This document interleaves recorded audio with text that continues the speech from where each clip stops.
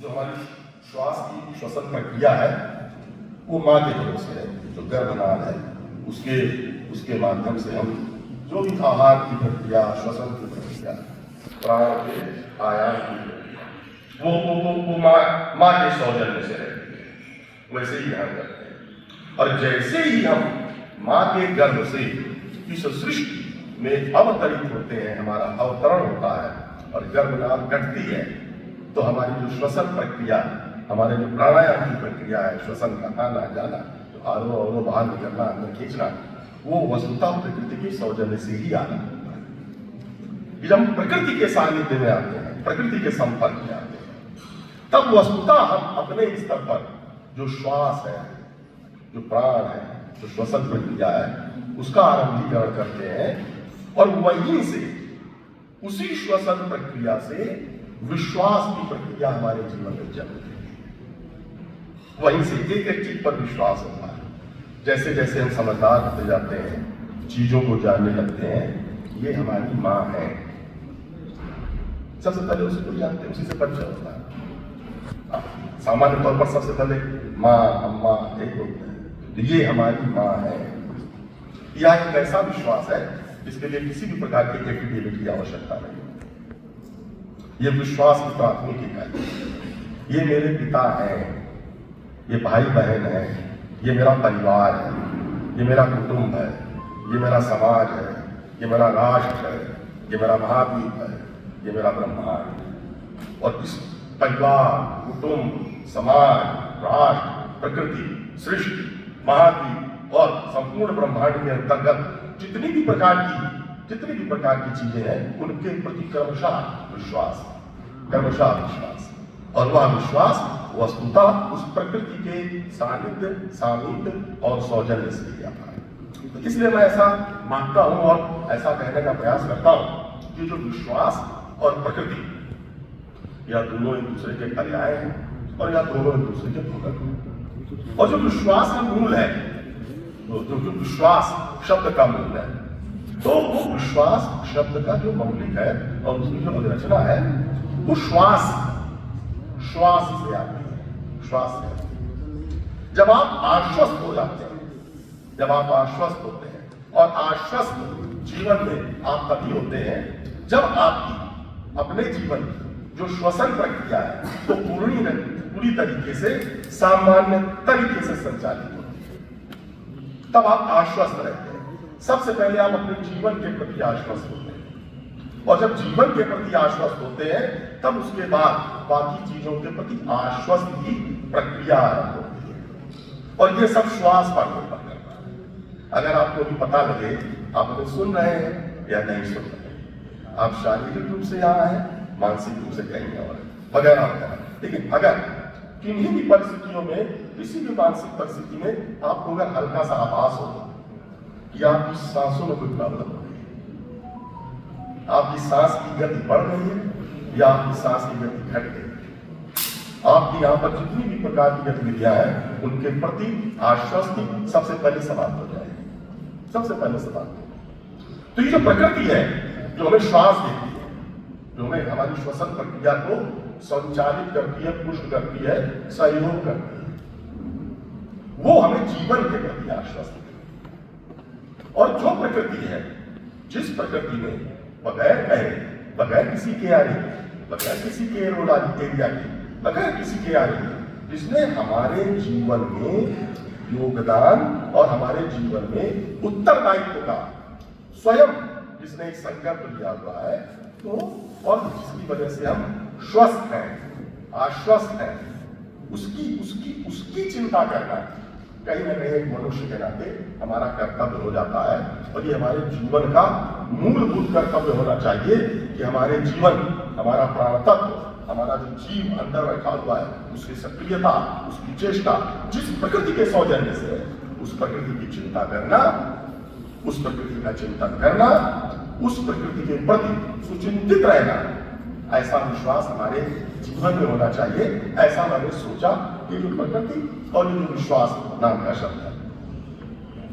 दूसरा एक शब्द आता है, वो मानवाधिकार की बात है। वो शायद जो मानवाधिकार आयोग है, तो उसकी जो सदस्य हैं, उनको मैंने देखा था ब्रोशर में, शायद इस कार्यक्रम में रहना था, परंतु नहीं है, तो मैंने सोचा था कि मैं उनके सामने कुछ कहता। ये जो मानवाधिकार शब्द है और ये प्रकृति और विश्वास के साथ ये मानवाधिकार शब्द का सामंजस्य क्यों किया गया है और कैसे है, ये मैं थोड़ा समझने में असमर्थ हूं। वस्तुता ये जो मानवाधिकार शब्द है ये वेस्ट से दिया गया है, पश्चिम से दिया गया है। हमारे यहाँ मूलभूत अधिकारों में और हमारे यहाँ मूलभूत संस्कारों में मानवाधिकार जैसा शब्द नहीं, ये वेस्ट से दिया गया है, पश्चिम से दिया गया है। और शायद स्वतंत्रता के पश्चात जिन लोगों ने संवैधानिक आधारभूत धरातल पर मानवाधिकार जैसे शब्द का प्रयोग किया और फिर उसको स्थापित किया और फिर वो मानवाधिकार आयोग वगैरह वगैरह जैसी संस्थाएं बनी, तो दो कारण रहे होंगे ऐसा मैंने सोचा। एक तो उनकी अपनी कोई वैचारिकता नहीं रही, भारतीय संस्कृति, भारतीय अनुष्ठान और प्रतिष्ठान इसके प्रति उनकी कोई जानकारी नहीं रही, कोई उनका इतिहास नहीं होगी, और यह अपने पश्चिम से प्रेरित हुआ।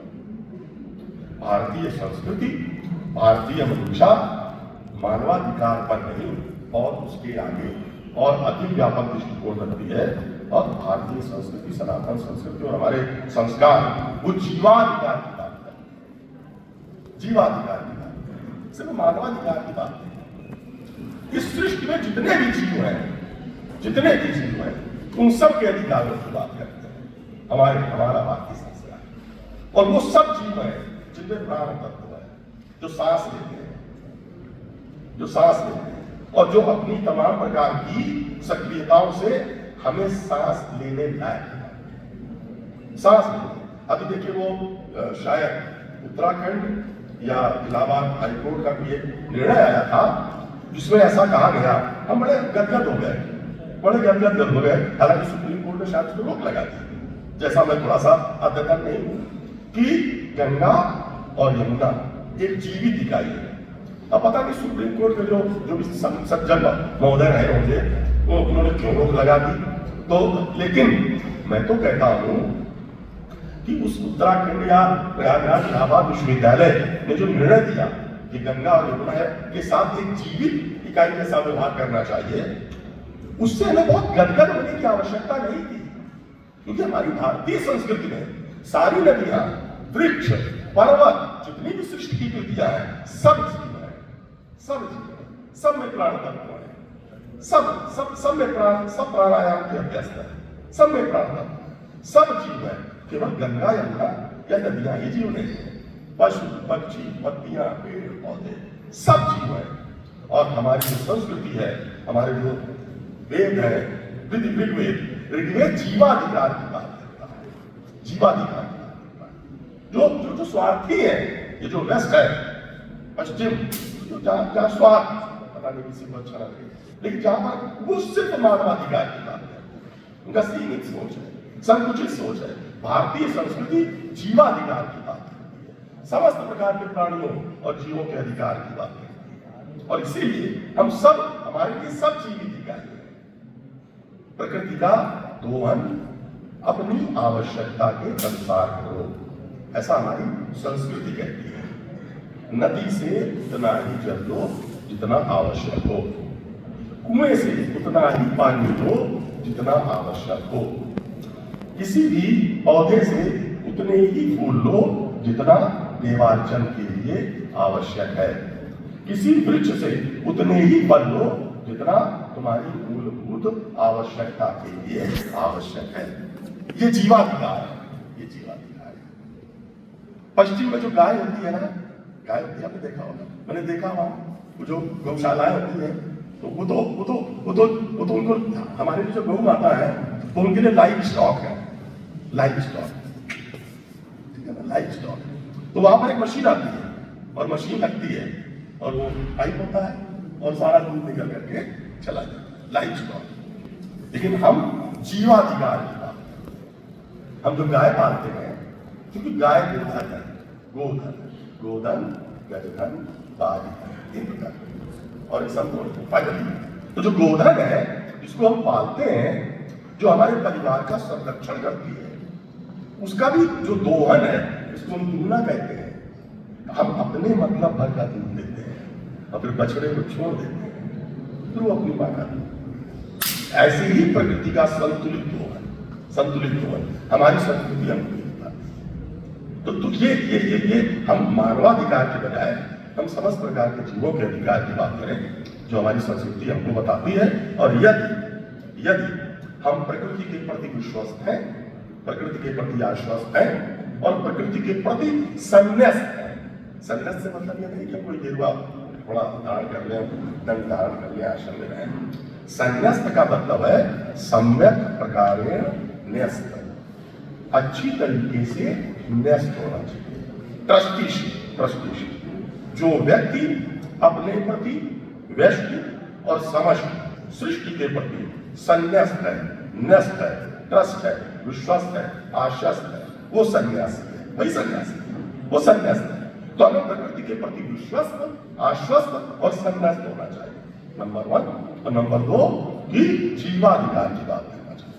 जिस दिन पूरे विश्व में, ब्रह्मांड में भारतीय संस्कृति की अपेक्षाओं के अनुरूप जीवाधिकार की बात होने लगेगी, जीवाधिकार की बात होने लगेगी, उस दिन फिर जो प्रकृति को लेकर चिंतन है